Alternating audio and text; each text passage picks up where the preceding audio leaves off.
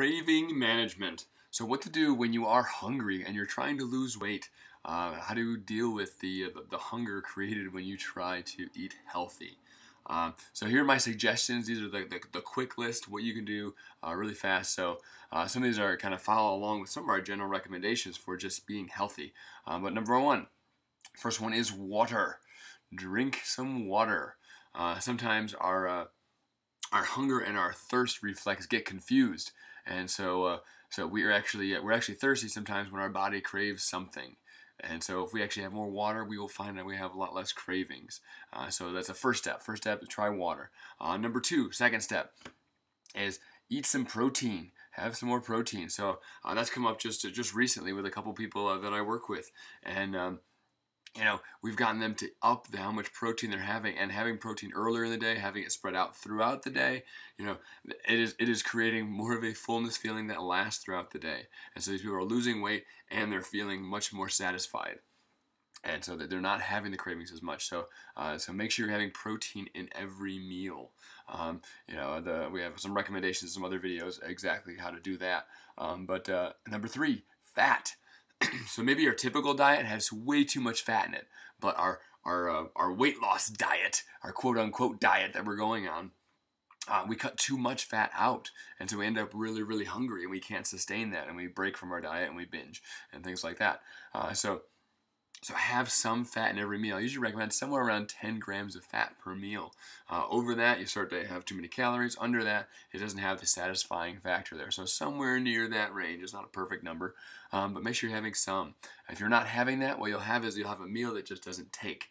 So you may have a lot of volume. You have a big salad with chicken on it or something like that, or vinegar or something, and you eat that, and you are done, and you are still hungry. There's still something your body's craving. A lot of times it needs a little bit of fat to satisfy that. Number four, number five, we can kind of put those two together a little bit. I like to explain those at the same time usually. I'll do breakfast first. So breakfast, make sure you're having breakfast. People are like, well, I'm not hungry early in the morning. That's great. Let's keep that going for as long as possible.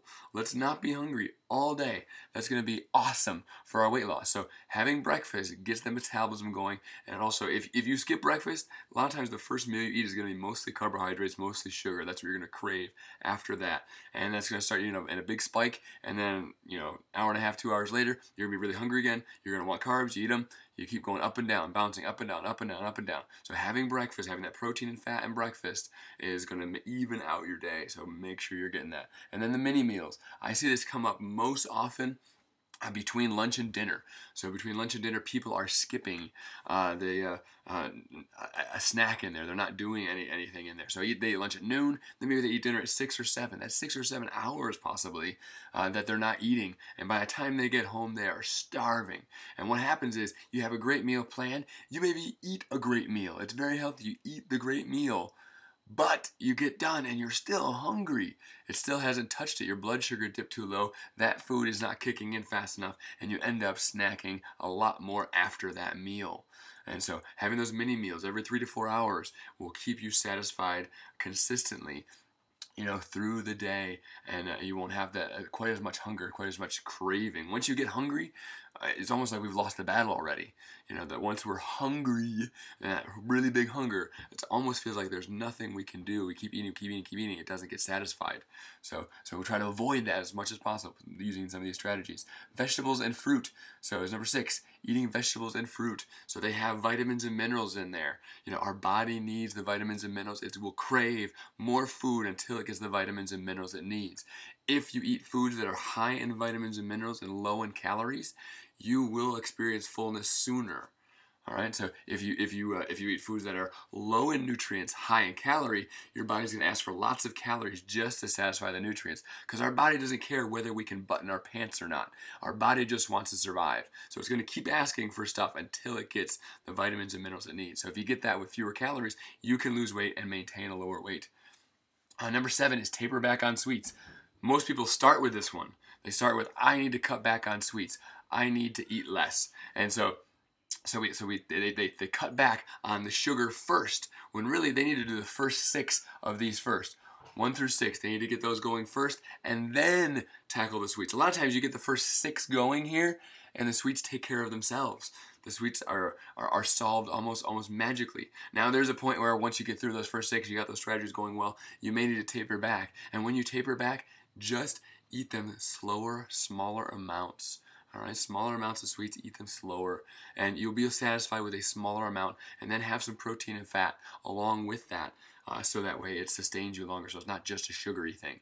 And number 8, obviously it seems obvious, avoid poisons. But there are foods that are toxic in our body, and certain people have different foods that are toxic to them. So dairy can be awesome for one person, it can be horrible for another person. It can be causing lots of problems, cramping, cravings, all sorts of things, inflammation. And so some of these poisons in our food, obviously, we're not trying to drink bleach, but but there's certain foods, there's additives in our food that can be a problem. So look out for gluten, look out for dairy, look out for the nightshades. And there's a few other things you can look out for. But then highly processed foods. There are certain things that they have trace amounts of things that may be considered toxic, but they're not considered dangerous because they're at such low levels. But they're still not good for our bodies. And so we have more of those, we start having more problems. We increase the toxic load in our bodies, and we end up with more cravings, more irritability, a lot of different problems. So avoid poison as well. If you implement those strategies, you're going to experience a lot more success because you're not going to be quite so hungry. So craving management right there.